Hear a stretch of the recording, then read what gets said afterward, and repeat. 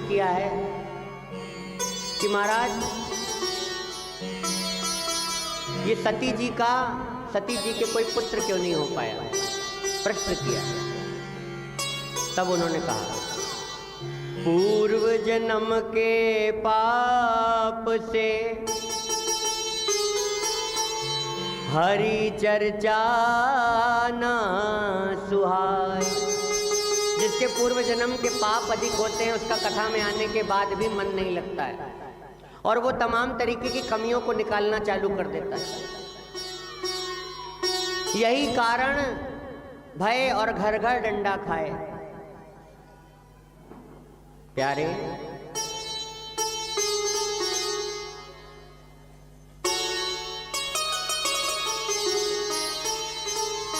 आज सती जी को कहते हैं, सती जी को नींद क्यों आ गई थी, सती जी के कोई पुत्र क्यों नहीं हुआ? इस प्रश्न का जवाब दे रहे हैं कौन?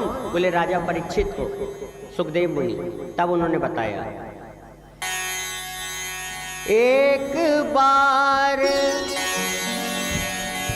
त्रेता युग माही हो, एक बारी त्रेता युग माही हो, शंभु गए गुंबज ऋषि पाही। राम सिया राम सिया राम जय जय राम, राम सिया राम सिया राम जय जय राम। शंकर जी रहते कहाँ हैं?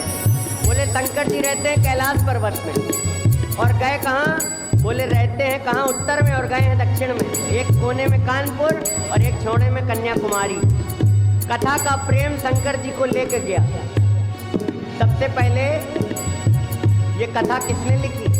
बोले भागवत के रचयिता भी राम जी, शंकर जी हैं, और रामचरितमानस के रचयिता भी कौन है? बोले शंकर जी। रची महेश निज मानस रखा। सबसे पहले 100 करोड़ रामायण किसने लिखी? भगवान भोलेनाथ ने। लेकिन जिसने लिखी उसको अपने आप को सुनाने में मजा नहीं आता। वो भी चाहता है कहीं ना कहीं रस लेता रहूं भागवत का। कथा का रस लेने के लिए आज भोले बाबा गए हैं उत्तर से दक्षिण की तरफ, कुंभक ऋषि के पाई के पास। और अकेले नहीं गए। बोले किसके साथ गए? संग सती जग जननी भवानी हो, संग सती जग जननी भवानी हो। जितनी भी यहाँ पार्वती जी सती जी बैठी हैं, आप सबसे निवेदन है कि भोलेनाथ को साथ लेके आओ, जरूर लेके आओ मेरी माँ कथा में। और जितने भोले बाबा बैठे हैं यहाँ पे, उन सबसे निवेदन है कि अपनी सती को जरूर लेके आओ कथा में। क्योंकि पति पत्नी अगर मिलकर कथा सुनते हैं तो उसका फल बहुत होता है। जब हम लोगों को शादी होती है तो शादी में 7 फेरे लिए जाते हैं। बोले अर्थ धर्म काम मोक्ष। अगर पति पैसा खर्च कर रहा है तो पत्नी को विरोध नहीं करना चाहिए। ये एक वचन दिया जाता है, अर्थ धर्म काम मोक्ष। जब तक धन को खर्च नहीं करोगे तब तक अर्थ धर्म, अगर धन को धर्म में नहीं लगाया जिसने, तो उसका ना कोई काम बनता है ना आखिर में मोक्ष मिलता है। ये 4 सीढ़ी हैं, अर्थ धर्म काम मोक्ष, जिसमें कभी विरोध मत करो। जो हो रहा है होने दो। ये मत समझो कि हम करा रहे हैं, क्योंकि हमारी इतनी औकात नहीं है कि हम करा सकें। सिर्फ कन्हैया कराते हैं। करते हो तुम कन्हैया, मेरा नाम हो रहा है और मेरा आपकी कृपा से सब काम हो रहा है। हम क्या कर सकते हैं? हमारी ताकत क्या है? हमारी हैसियत क्या है? हमें तो एक मच्छर काट लेता है तो हमें डेंगू हो जाता है, मर जाते हैं। इसलिए अपने आप को कुछ मत समझो। क्या कहना है? संग सती जग जननी भवानी हो, संग सती जग जननी भवानी हो। पूजे ऋषि अखिलेश्वर जानी। राम सिया राम सिया राम जय जय राम, राम सिया राम जय जय जय हो, जय जय श्री राधे। आज भोले बाबा गए हैं,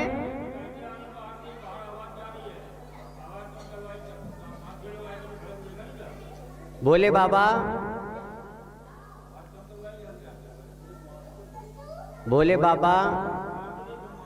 श्री राधे राधे,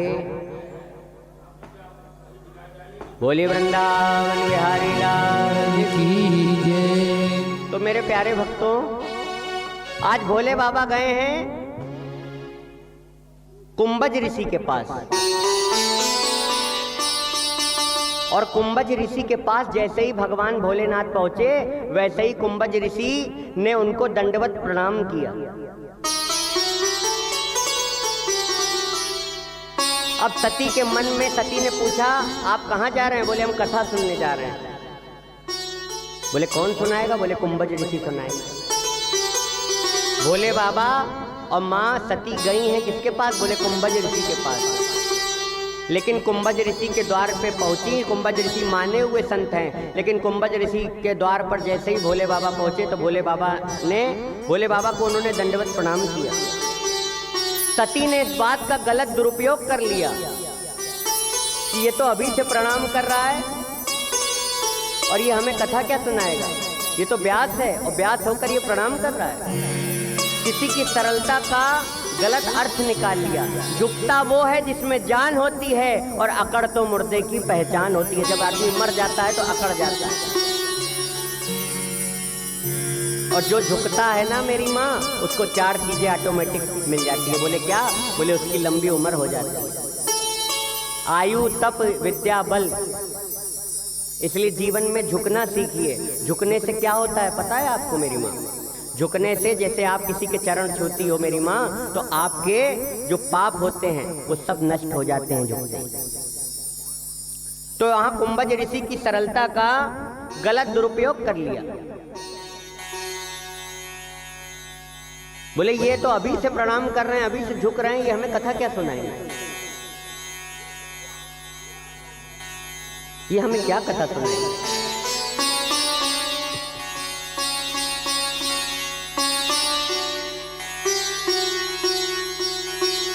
आज भोले बाबा को कथा प्रारंभ कर दिया। कुंभज ऋषि ने प्रारंभ कर दिया सुनाना। सती सो गई बीच में ही, और जब पूरी कथा समाप्त हो गई तो भोले बाबा ने दर्शन किया कि राम जी रो रहे हैं वन में जाकर। सती को भ्रम किस बात पे हुआ? सती जी ने देखा राम जी रो रहे हैं अपनी पत्नी के लिए।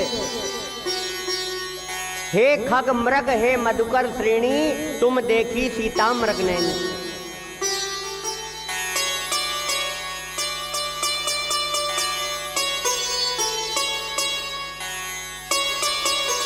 सती को भ्रम इस बात पे हो गया मेरी माँ कि वो सत्य हैं, चित्त हैं, आनंद हैं, सत्य है जो, वो असत्य मृग के पीछे क्यों भागा?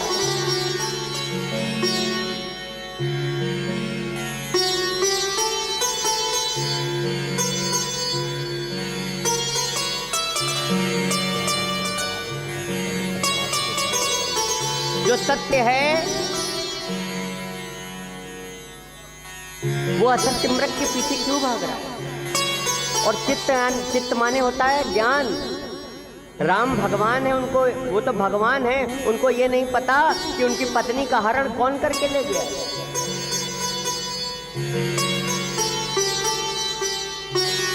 और जब विलाप कर रहे हैं तो आनंद कैसा? आनंद कैसा?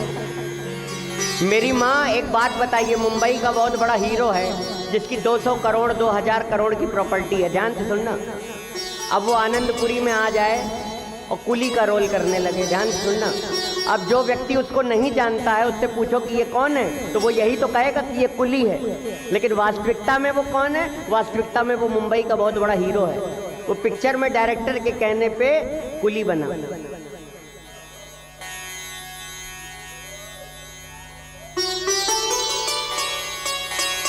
तो भगवान एक रोल कर रहे हैं, वो लीला रच रहे हैं।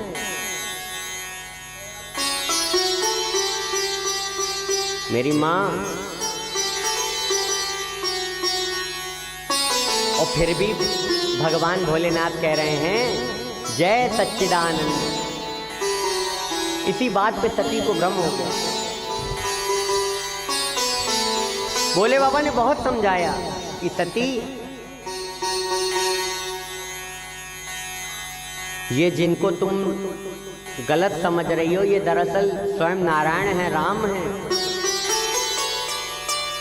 ये राम है, ये लीला रच रहे हैं, क्योंकि तेरी माया का ना पाया कोई पार, और लीला तेरी तू ही जाने।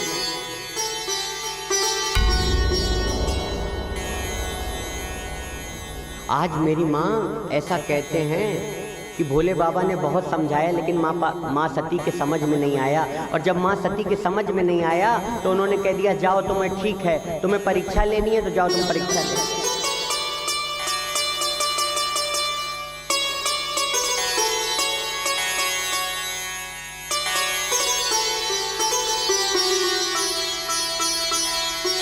परीक्षा ले लो।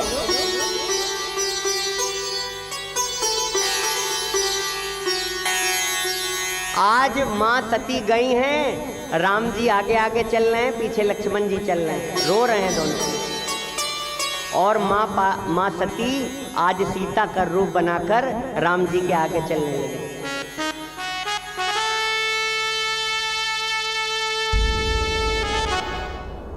और जब चलने लगी ना मेरी माँ, वो राम जी रो रहे हैं, व्याकुल हैं, उनकी पत्नी का हरण करके ले गया। जानती हो मेरी माँ, सीता माँ जगत जननी है, उनको नहीं मालूम था कि जो द्वार पर खड़ा है वो रावण है। लेकिन वो किस भेष में आया था आपको मालूम है? वो ब्राह्मण भेष में आया था, साधु के भेष में आया था।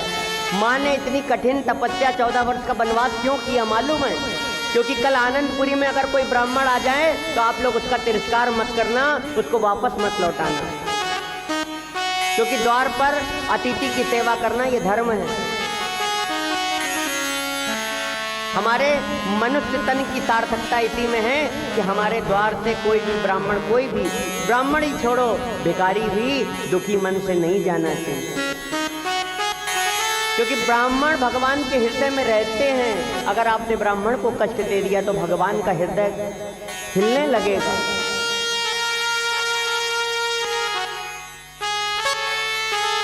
उन्होंने इसलिए कष्ट सहा, वो जानती थी ये रावण है। मेरी माँ, आज राम जी रो रहे हैं, व्याकुल हैं, पीछे लक्ष्मण जी चल रहे हैं, आगे आगे माँ पार्वती सती चलने लगी और सीता का रूप बना लिया और कहने लगी राम से, अरे नाथ स्वामी आप रो क्यों रहे हैं?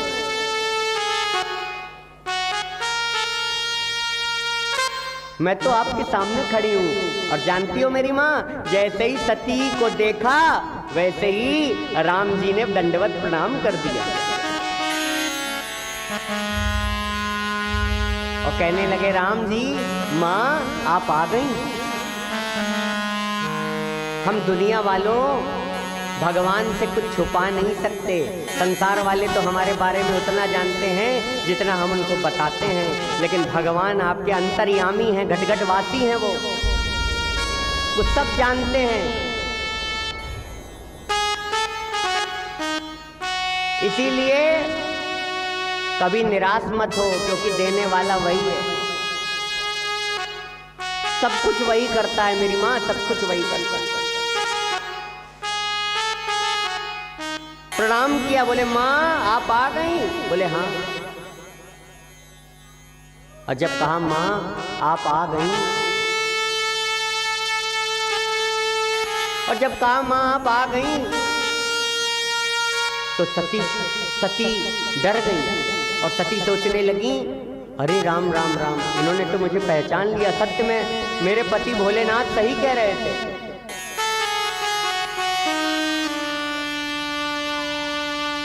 मेरे पति भोलेनाथ सही कह रहे थे कि मत जाओ, परीक्षा मत लो। आज माँ सती पूछ रही हैं, प्रभु आपने हमें पहचान कैसे लिया? बोले वास्तविकता में जो असली सीता है वो हमेशा राम के पीछे चलती है। देखो मेरी माँ, ब्यूटी पार्लर से कुछ करा लो, प्लास्टिक सर्जरी से चेहरा बदल सकता है, लेकिन मन नहीं बदला जा सकता है, मन नहीं बदला जा सकता है।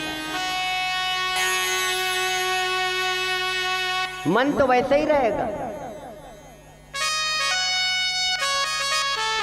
और भगवान की कथा सुनने के बाद भी अगर मन हमारा नहीं सुधर पाया मेरी माँ, तो हमारा क्या होगा ये तो भगवान ही जानते हैं। और भगवान के दरबार में बैठा करो मेरी माँ, तो हमेशा मुस्कुराते हुए बैठा करो। क्यों? क्योंकि मेरी माँ, आप भगवान को, आप लोग भी भगवान के दरबार में जाते हैं तो कभी आपको रोती हुई मूर्ति पसंद नहीं आती है। हमेशा यही पसंद आती है कि जो भगवान हमको दिखे वो हमेशा प्रसन्न मुद्रा में दिखे।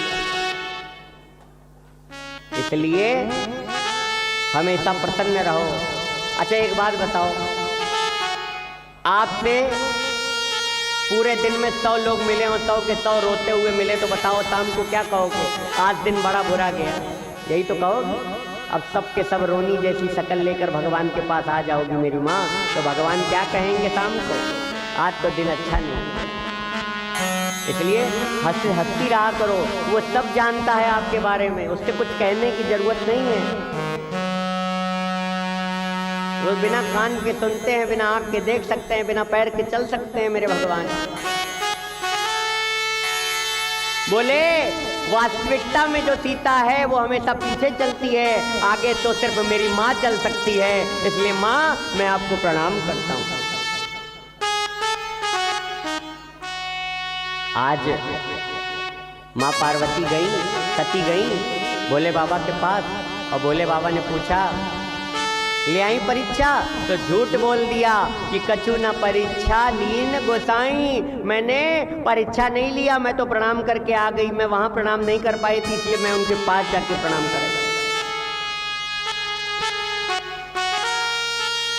कराई।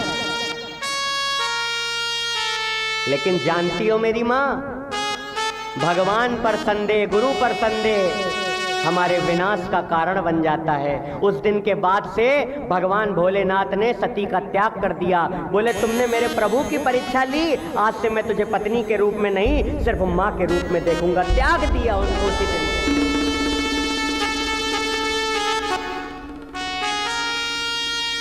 मेरी माँ, आपको भगवान कहते हैं तुझ में करोड़ों कमियां हैं, तेरी तो चींटी बनने की औकात नहीं थी, तुझे इंसान बना दिया। तू पाप से नफरत कर, लेकिन पापी से नफरत मत कर। अगर तू पापी से नफरत करेगा तो तुझसे बड़ा कोई पापी नहीं होगा, भगवान कहते हैं। जब मैं तेरे करोड़ों अवगुणों को माफ कर सकता हूँ, तो तू दूसरों के 10-15 अवगुणों को। और इस दुनिया में कोई ऐसा नहीं है जिसके अंदर कमियां ना हो। अगर कमियां नहीं होंगी, अगर वो कमियां नहीं होंगी तो वो भगवान कहलाएगा। क्योंकि इस दुनिया में अगर कोई परफेक्ट है तो सिर्फ भगवान है, उसके अलावा दुनिया में कोई परफेक्ट नहीं है। भगवान ने हर इंसान के अंदर एक ना एक कमी बना के भेजी, किसी को छोटा, किसी को बड़ा, किसी को मोटा, किसी को पतला, सबको एक चीज नहीं, एक जैसी चीजें नहीं। मेरी माँ, एक मास्टर ने, देखो आप किसी के लिए 1 लाख नहीं 1000 करोड़ रुपए भी खर्च कर दोगी ना, तो ध्यान से सुनना वो आपके साथ क्या करेगा मैं आपको बताता हूँ। ये मैं अपना अनुभव बताता हूँ, जो गीता में लिखा है वो बताता हूँ आपको। एक मास्टर ने 9 का पहाड़ा लिख दिया 9 बार, ध्यान से सुनना और ज्यादा से ज्यादा लोगों को शेयर करना। यहाँ से जो चीजें बताई जाती हैं ये निचोड़ है, ये सभी शास्त्रों का सार बता रहा हूँ, घुमा फिरा के बहुत इंपॉर्टेंट चीजें बता रहा हूँ। मेरी मेहनत है 3 साल की, रात दिन पढ़ाई करी है, उसका मेहनत आपको बता रहा हूँ। 9 का पहाड़ा 9 बार लिखा, 9 गुणे 9 = 89 लिख दिया। 9 का पहाड़ा 9 बार लिखा, सही लिखा, लेकिन आखिरी में 9 गुणे 10 = 90 होता है, 9 दाम 90, लेकिन लिख दिया 89। मास्टर ने, जितने बच्चे क्लास में बैठे थे हंसने लगे। इस मास्टर को खुद ही कुछ नहीं आता, ये हमें क्या सिखाएगा। हमें क्या सिखाएगा ये? बहुत देर हो गई, हंसते रहे। मैया, जब आपको किसी के ऊपर हंसना आए, अष्टावक्र जी 8 जगह से टेढ़े थे। एक राजा ने उनके ऊपर हंस दिया, तो राजा से पता है उन्होंने क्या कहा? बोले तुमने मेरे ऊपर नहीं हंसा, तुमने कन्हैया के ऊपर हंसा। क्यों? क्योंकि जिसने तुझे बनाया है उसी ने मुझे बनाया है, उसने ही मुझे बनाया है। अरे दुनिया बनाने वाले क्या तेरे मन में समा। आज तबला मत बजाना, 4 घंटे भजन नहीं गाएंगे। काहे को दुनिया बनाई,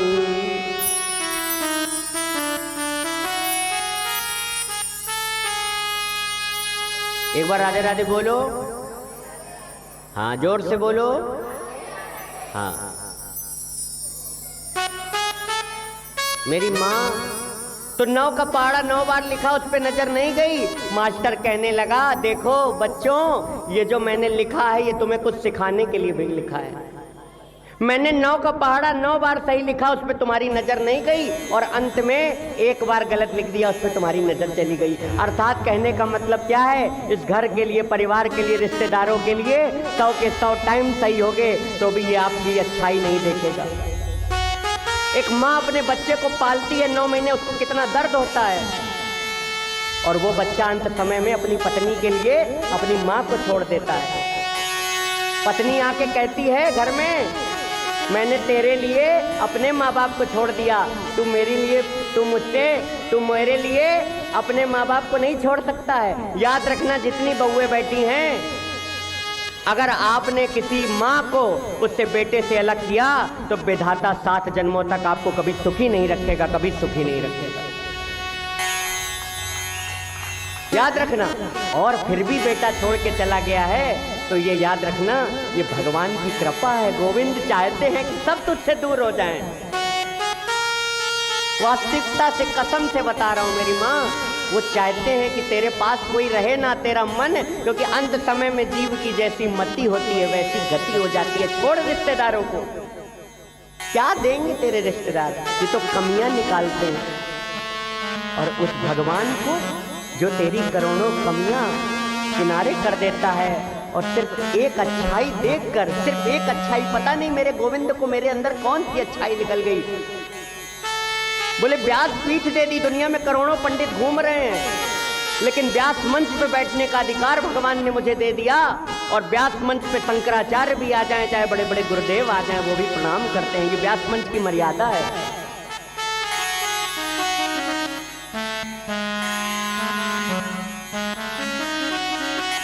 मेरी माँ, भगवान से प्रेम करो। कोई एक ऐसा गुण, कहते ना हर व्यक्ति में एक ना एक टैलेंट होता है। कोई रोता अच्छा है, कोई हंसता अच्छा है, कोई नाचता अच्छा है। आप भगवान को कुछ दे नहीं सकती हो। अरे पैसा कुछ नहीं है आपके पास। हमारी हैसियत ग्लोब होता है ना, ग्लोब। इतना बड़ा ब्रह्मांड भगवान के मुख में था। 2 बार कल कथा सुनाएंगे कल। ग्लोब, और ग्लोब के अंदर कानपुर कितना बड़ा है? बोले ये कानपुर है। अब कानपुर के बाद आनंदपुरी कितना बड़ा है? बोले ये बिंदु आनंदपुरी है। लेकिन उस ग्लोब में हमारा घर नहीं दिखता। ये है हमारी हैसियत।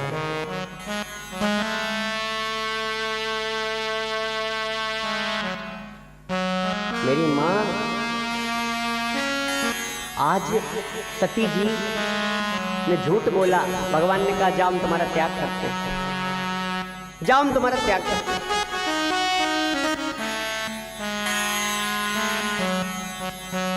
और कहते हैं उसी दिन भगवान तपस्या में बैठ गए, और एक दिन सती जी, सती के पिता हैं कौन? बोले दक्ष प्रजापति।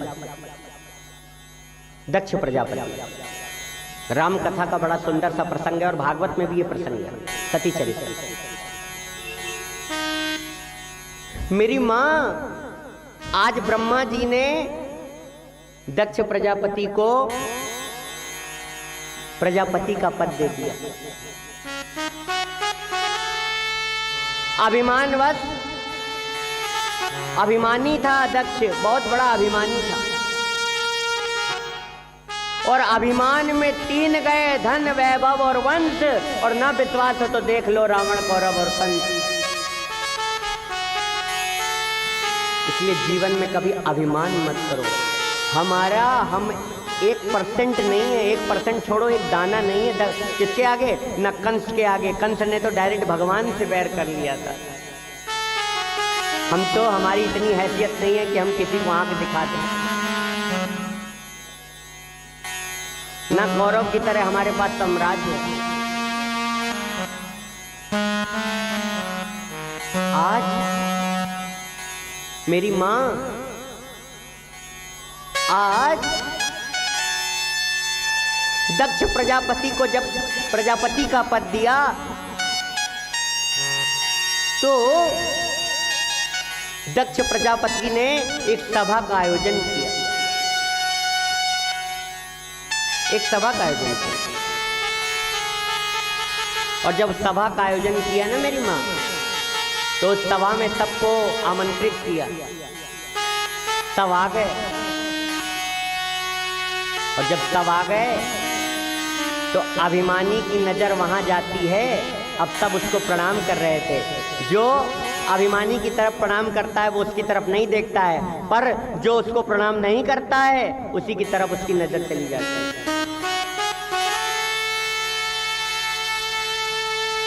उसी की तरफ उसकी नजर चली जाती है। देखा 3 लोगों ने प्रणाम नहीं किया। बोले कौन? सबसे पहले थे ब्रह्मा जी। अरे बोले ये तो मेरे दादाजी हैं। दूसरे थे नारायण। बोले ये तो मेरे पिताजी हैं। और एक तरफ बैठे थे भगवान भोलेनाथ।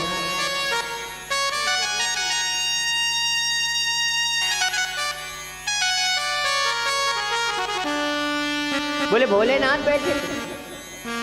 और भोले बाबा ने नहीं प्रणाम किया तो आज अहंकारी दक्ष के तन बदन में आग लग गई। बोले ये शंकर की इतनी हैसियत, किसने मुझे प्रणाम नहीं किया।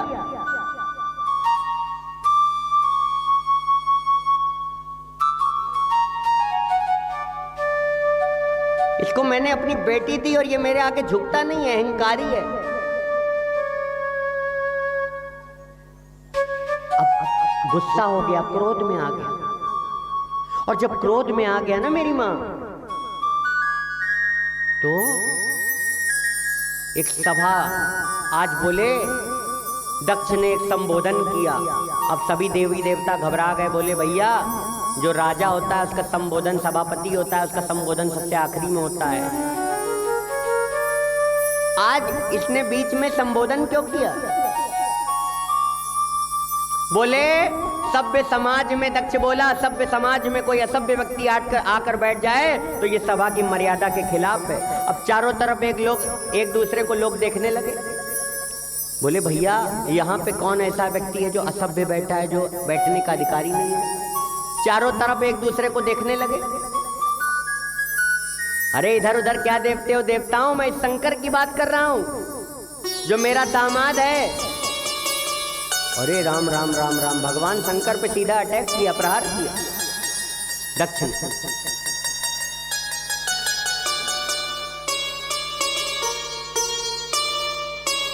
और जब प्रहार किया ना मेरी मां, मैया आज इतनी गालियां थी। बोले देखो ये कैसा है, गले में सांप डाल के घूमता है, शमशान की राख लगाता है, गले में बिच्छू, कान में बिच्छू, भुजकेंद्र हारम, बिच्छू टांगे रहता है। इसको शर्म नहीं आती है। इसने तो मेरे यश को ही कलंकित कर दिया। एक संत ने लिखा कि मुख्यमंत्री की सभा चल रही हो, मुख्यमंत्री जी स्पीच दे रहे हो, संबोधन कर रहे हो, और अचानक प्रधानमंत्री आ जाएं तो छोटा व्यक्ति जब बैठा हो और एकदम से कोई बड़ा व्यक्ति आ जाए तो उसका यश तो वैसे भी धूमिल हो जाएगा। और भगवान शंकर कैसे हैं मेरे? एक बार सभी सांप भगवान के पास रोते रोते गए और कहने लगे प्रभु, हम जहाँ भी जाते हैं वहाँ लोग मंत्र पढ़ते हैं, सपेरा आ जाता है, हमको किसी में बंद कर देता है, या तो कोई मंत्र फूंक देता है हमको मार देता है, कोई डंडे से मारता है। भगवान ने कहा बेटा चिंता मत करो, जिसका कोई नहीं उसका मैं हूँ। जिसका कोई नहीं उसका तू है, तूने गीता में ऐसा कहा है। और अपना वादा निभा दे संवरिया, मुकर जाने की कोशिश न करना, और हम न भूलेंगे तुमको संवरिया, तुम बुलाने की कोशिश न करना। मेरी माँ, भगवान भक्त भगवान को भूल सकता है, लेकिन भगवान अपने भक्त को कभी भूल नहीं सकता है, कभी भूल नहीं सकता है। आज आप यहाँ आ गई हैं, इसका मतलब क्या है? बोले भगवान आपको भूला नहीं है।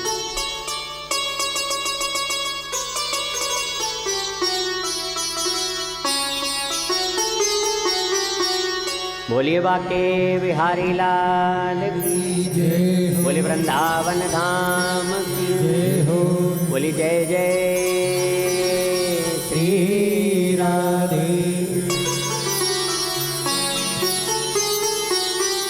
आज तो भगवान कौन है? जिसको कोई नहीं अपनाता है उसको भगवान आप लेता है।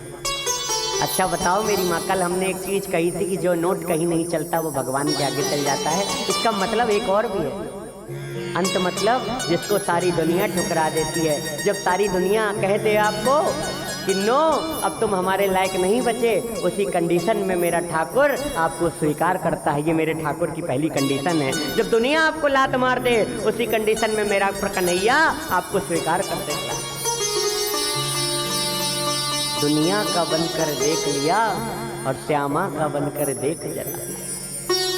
मैया दो आंसू उनसे भी बनाओ। भागवत धर्म ही प्रारंभ होता है संबंध से। भगवान से संबंध जोड़ लो। इनको अपने परिवार का सदस्य मानो, जहां जाओ इनको लेकर जाओ।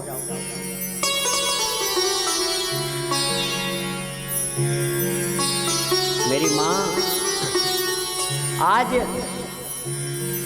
बगल में एक संत खड़े थे और उन्होंने कह दिया, दक्ष अगर तुझे इतने ही बुरे लगते हैं शंकर, तो अपनी बेटी सती से इनका विवाह क्यों कर दिया? तो उन्होंने कहा क्या बताएं, वो तो अपने दादाजी ब्रह्मा जी के कहने पर कर दिया। नहीं कहा मेरी मृगलोचनी कन्या सती, और कहा ये बंदर जैसा दिखने वाला शंकर। और जैसे ही कहा बंदर जैसा शंकर, बंदर जैसा दिखने वाला शंकर, बगल में नंदी जी खड़े थे। प्रभु आपको इसने बंदर कहा, इसकी इतनी ताकत। देखो मेरी माँ, एक बात मैं आपसे फिर कहना चाहता हूँ। हमारी कौम सबसे पिछड़ी कौम है। हम लोग देखते रहते हैं। अगर आपके घर में कोई आ जाए ना, डाकू पाकू कोई घुस जाए, तो पड़ोसी आपको देखेंगे। जब भी आपके सामने अन्याय हो तो उसका विरोध करो मेरी माँ, विरोध करो। ये नहीं कि अन्याय हो रहा है और आप देख रही हो। महाभारत के युद्ध में भीष्म पितामह जितने थे पांडवों के अलावा सबको मरना पड़ा। इसीलिए मरना पड़ा कि सामने द्रौपदी की लाज जा रही थी और किसी ने उसकी मदद नहीं की। वीडियो बनाते हैं आजकल, वायरल कर देते हैं। इसलिए अन्याय मत सहो, गलत बात को कभी ना सहो।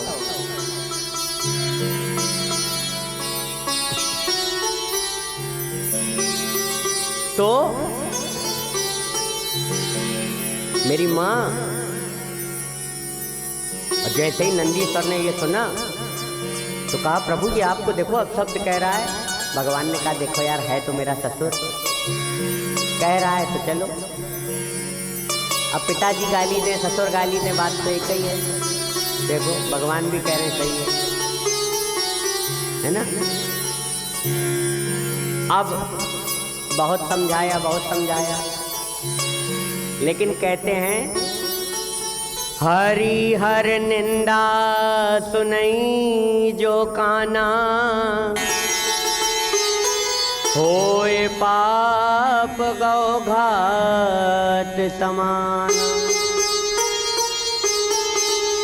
जो अपने गुरु की निंदा करता है या सुनता है जो अपने भगवान की निंदा करता है उसे गौ हत्या का पाप लगता है। मेरी माँ, अगर आप लोग कहती हो कि घर में गरुड़ पुराण नहीं पढ़ना चाहिए, गरुड़ पुराण को वास्तविकता में घर में रोज पढ़ना चाहिए। क्यों? क्योंकि जिस दिन आपको पता चल जाएगा कि इस पाप का क्या अर्थ है, उस दिन आप पाप करना बंद कर दोगे।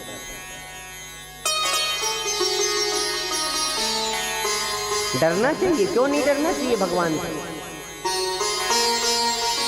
टाट मील चौराहे पे कैमरा लगा है, पता है कि हेलमेट के बिना पहुंच गए तो घर में 2000 10,000 का चालान आ जाएगा। ये कौन है? बोले ये संविधान लिखा गया है, ये नियम है।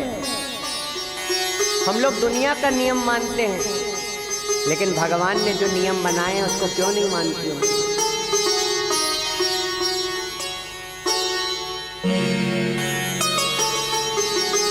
फिर कहती हो भगवान ने मेरे साथ गलत किया। भगवान कभी गलत नहीं करते मेरे ठाकुर ना, आपके कर्म आपको दुख देते हैं। मेरे ठाकुर कभी किसी को दुख नहीं देते, वो तो हमेशा सुख देते हैं। सुख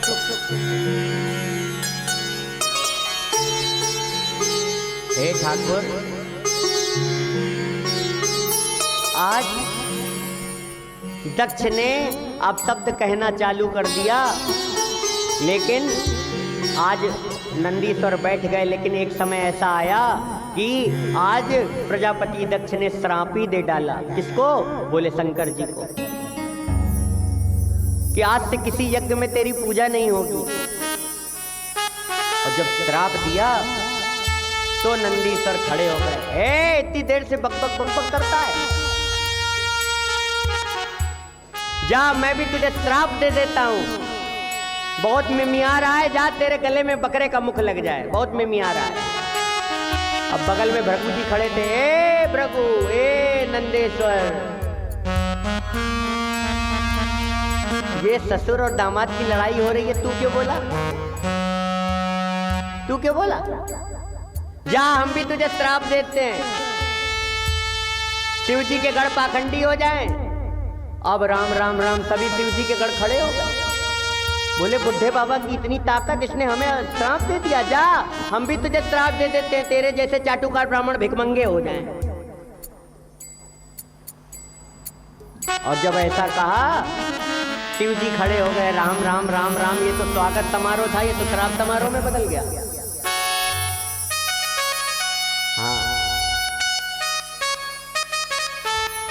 मैया, हम आज एक भी भजन नहीं गाएंगे, बुरा मत मानना 4 घंटे में। क्यों? क्योंकि हमारे कानों में, हमारे जितने यहाँ हैं सब भक्त हैं। हमें एक एक बात बता देते। किसी ने कह दिया कि पंडित जी ने कल 4 घंटे में 4 भजन गा दिए।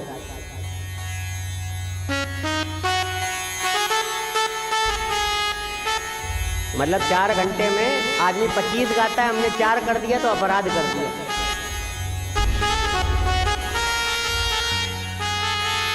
हमें बुरा नहीं लगता, हमें तो ये लगता है कोई भी मेरे बारे में कुछ कहते रहो, मेरा उद्देश्य एक ही है कि जब भी आप अपशब्द करोगी तो मेरी आंख से आंसू निकलेगा, और वो हर आंख आंसू मुझे कन्हैया की ओर ले जाएगा। बस यही मैं चाहता हूँ कि आप लोग मुझे अपशब्द कहती रहो। बस जितना अपशब्द मुझे आप कहोगी उतनी खुशी मुझे मिलेगी, जितना मेरा दिल दिखाओगी उतनी ही मैं कन्हैया की ओर जाऊंगा। मेरा लक्ष्य बहुत साफ, चलना उसी रास्ते पे जो सीधा और साफ हो। आज बहुत दूर दूर से भक्त आए हैं, बर्रा से भक्त चल के आए हैं। अभी बहुत बड़े स्तर से कथा कराई थी, आज ही फोन आया। सब रेल बाजार से, श्याम नगर से चल के आए हैं, सब जगह मैं कथा कर चुका हूँ। और माता जी बैठी हैं, मतलब एक बार इनके लिए जोरदार ताली होनी चाहिए। मैंने उस दिन भी कहा था कि जीव पैसे से बड़ा नहीं होता, लेकिन जीव बड़ा होता है किससे? बड़े दिल से बड़ा होता है। बोलो सच्चे दरबार की, बोले वृंदावन बिहारी लाल की जय जय। श्री राधे श्याम।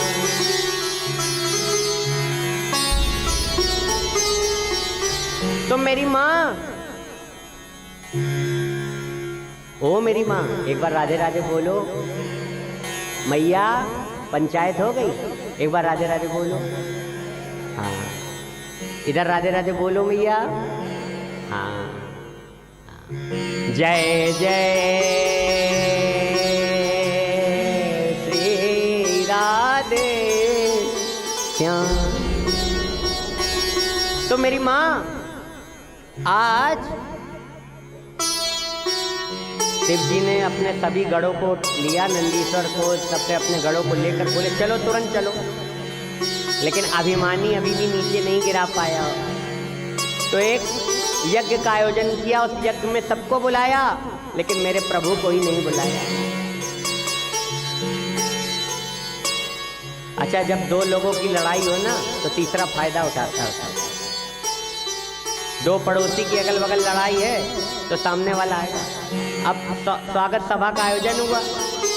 अब देखो, जितने देवी देवता हैं ना, वो अभी तक इस रूट पे नहीं जाते थे, लेकिन अब कैलाश पर्वत के ऊपर से विमान लेकर जा रहे हैं। बोले जिससे जलाया जाए एक दूसरे को। अब सती जी ने सोचा ये क्या हो रहा है, सब लोग हवाई जहाज लेके जा रहे हैं, सब लोग जा रहे हैं। बोले जब दो लोगों की लड़ाई हो तो तीसरा जाता है। अरे बहन, तुम नहीं जा रही हो बगल वाले घर में? अरे हम चलेंगे, तुम चलो। अब ये तो कह नहीं सकती बुलाया नहीं, तो तीसरे को मालूम है तो फायदा उठा रहा है। अरे तुझे तो बुलाया, तू चला जा। बोलो राधे राधे। तो मेरी माँ, आज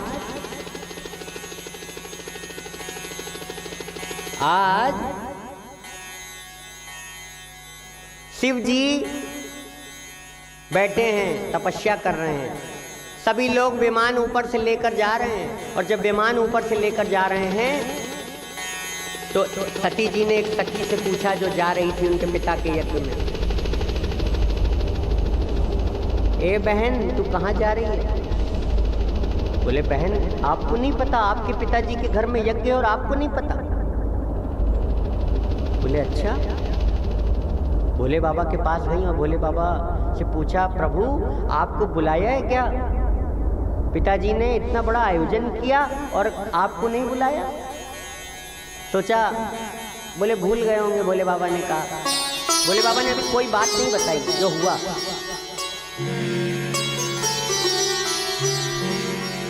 बोले तुम चली जाओ। बोले आप नहीं चलेंगे? बोले नहीं। बोले क्यों? बोले आवत ही हर से नहीं, नैनन नहीं सने, और तुलसी दहा न जाइए, चाहे कंचन बरसे। जो आपके पहुंचने पे सड़ा सा मुंह बना ले, उसके घर में कभी नहीं जाना चाहिए, चाहे वो अरबपति घर में क्यों ना हो। अब पता है आनंदपुरी और फेमस हो गया है, पूछो कैसे? कल से हमारे पास इतने फोन आ रहे हैं, बोले पंडित जी आपकी आनंदपुरी में कथा चल रही। हमने कहा, बोले कानपुर में कोई व्यापारी हैं इस तरह के, उनके घर में 150 करोड़ रुपया पाया गया कैश। हमसे कहने लगे पंडित जी आपको 4-6 करोड़ मिल जाता। हमने कहा यार हम मिल जाता तो यार कथाएं अच्छी चकाचक हो जाती। तब से फोन आ रहे मेरे पास बकायदा। देखो भगवान कहना चाहते हैं मेरी माँ, बुरा न मानना। अगर भगवान की सेवा में जिसने अपने धन को नहीं लगाया तो समझ लो क्या सोचती हो मेरी माँ, जिसके घर में ज्यादा पैसा है उसको नींद आती है क्या? बोले ना, गरीब आदमी को हमेशा ये लगता होगा कि अमीर आदमी हमेशा सुखी है घर में। और अमीर आदमी से पूछो उसको इतना हार्ट अटैक, कब हार्ट अटैक आ जाए, कब उसकी पल्स रेट बढ़ जाए, कुछ पता नहीं कि कब घर में इनकम टैक्स का छापा पड़ जाए। लक्ष्मी आपको छोड़ के जाए उससे पहले अपनी लक्ष्मी को नारायण का वरण करवा दो, क्योंकि अकेली लक्ष्मी घर में ज्यादा दिन टिकती नहीं है। बोलो राधे राधे श्याम। इससे पहले कि नारायण आपकी लक्ष्मी का हरण करके ले जाएं, उससे पहले आप भी अपनी लक्ष्मी को नारायण को वर्ण करवा दो। बोलो राधे राधे श्याम। तो मेरी माँ ऐसा ही सुंदर प्रकल्प दीन दुखियों के सहायतार साधु संतों की सेवा के लिए बाराबंकी की पावन भूमि पे मेयो हॉस्पिटल के बगल में 5000 स्क्वायर फीट में आप सबके सहयोग से एक आश्रम का निर्माण हो रहा है साधु संतों के रहने के लिए। और उसमें आप सब लोग जिस तरीके से सहयोग करना चाहें वो हमसे कर सकते हैं। ये कथा गुप्ता परिवार के द्वारा कराई जा रही है, मुख्य यजमान है, सारी सेवाएं इन्हीं के द्वारा हो रही है। इसके अतिरिक्त अगर आप लोग आश्रम निर्माण में अपना सहयोग करना चाहते हैं तो कर सकते हैं। एक बार राधे राधे बोलो। और जो लोग साधना के माध्यम से देश विदेश में इस कथा को श्रवण कर रहे हैं वो भी टेलीफोन नंबर नीचे चल रहे हैं, आप उसमें सहयोग कर पुण्य के भागी बन सकते हैं। मेरी माँ आज गए हैं, बोले 3 जगह बिना बताए जाना, बिना बुलाए जाना चाहिए। बोले किसके? बोले भगवान के घर, गुरु के घर और पिताजी के घर, माता पिता के घर। आज चली गई और जब चली गई तो देखा सबके लिए आसन बिछा है, लेकिन ब्रह्मा जी बैठे हैं, विष्णु जी बैठे हैं, लेकिन मेरे पति के लिए ही आसन, जो महादेव हैं। अकाल मृत्यु वो मरे जो काम करे चंडाल का, और काल भी उसका वक्त क्या करे जो भक्त हो महाकाल का। जो राम 24 घंटे उस शिव का नाम लेते हैं, उन्हीं शिव को नहीं बुलाया।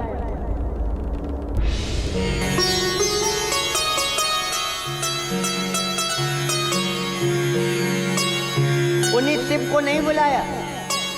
और सती रोते रोते अपने प्राण त्याग दिए। सती ने रोते रोते प्राण त्याग दिए। और जब सती ने रोते रोते प्राण त्याग दिए ना मेरी माँ, तो नारद जी आज जो सभा थी मायूस हो गई। कभी कभी आपका क्रोध भी विनाश का जड़ बनता है, इसलिए अपने गुस्से को काबू करो। गुस्सा 2 मिनट का होता है, लेकिन 2 मिनट में ही सब तबाह कर देता है। आज नारद जी गए और नारद जी जब शंकर जी के पास गए तो शंकर जी से कहा प्रभु अनर्थ हो गया। बोले क्या हो गया? बोले सती जी गई थी और दक्ष ने, आज नारद जी ने उल्टा बोल दिया। बोले सती जी खड़ी थी और दक्ष ने धक्का दे दिया तो वो जाके हवन कुंड में सुहा हो गई। भगवान शंकर की तीनों आंख खुल गईं, त्रिनेत्र खोला और वीरभद्र को प्रकट कर दिया और कहा वीरभद्र जाओ, चारों तरफ जाके दक्ष के मकान को, दक्ष के घर को शमशान में बदल दो, चारों तरफ तबाही मचा दो, एक भी बचना नहीं चाहिए जिसने ये दृश्य देखा है। एक भी बचना नहीं चाहिए जिंदा। वीरभद्र गए हैं और वीरभद्र जैसे ही वहां पहुंचे, वीरभद्र ने एक तरफ से सबको मारना शुरू कर दिया। जितने भंडार गए थे, भंडार गृह में रसोई में खीर पक रही थी, सब्जी पक रही थी, रोटी बन रही थी, सब पलट दिए, उलट पुलट कर दिए, सब तबाह कर दिया।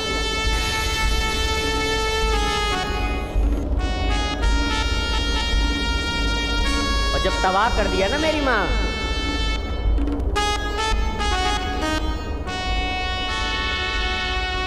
भृगु ऋषि खड़े थे, बोले बहुत बोलता है, मिमियाता है, आज तेरे पूरे बाल काट दिए, गंजा कर दिया, बांध दिया। सबको एक तरफ से मारने लगे पकड़ पकड़ के। और अंत में खड़े थे कौन? बोले दक्ष। बोले बहुत मिमिया रहा था, उठाई तलवार और गर्दन काट डाली एक तरफ से। और जब गर्दन काटी तो जो सभा थी वो मौन हो गई।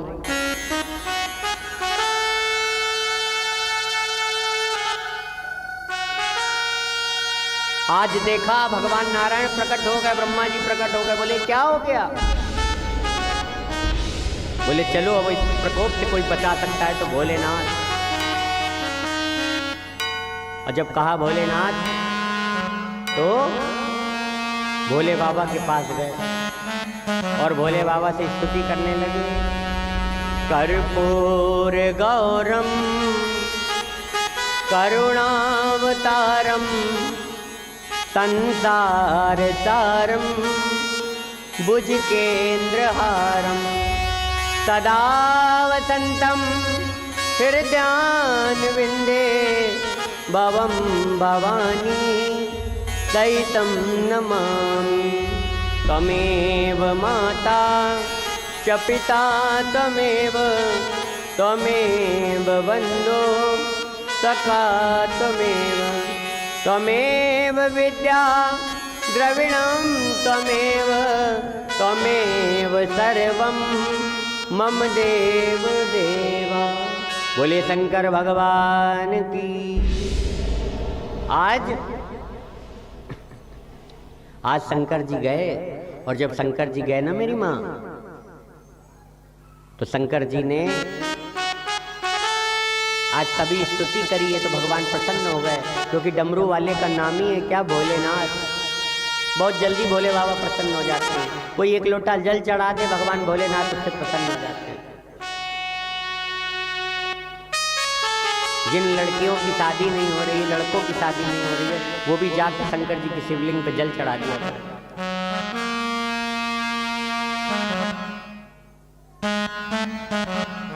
अब ये नहीं कि धतूरा जाके चढ़ाओ, मैया भगवान ने विष पिया था, इसका ये मतलब नहीं कि उनको धतूरा प्रिय है। कुछ भी चढ़ा सकती हो, जो आपको प्रिय लगता है वो भी आप भगवान को चढ़ा सकती हो।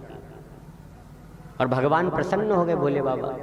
और जब भोले बाबा प्रसन्न हो गए ना मेरी माँ, तो आज दक्ष के गर्दन पे बकरे का मुख लगाकर उसको जीवित कर दिया। आज अगले जन्म में वही सती हिमालय की पुत्री बनकर आई हैं, और भगवान का उनसे विवाह हुआ है। बोले सती महारानी की।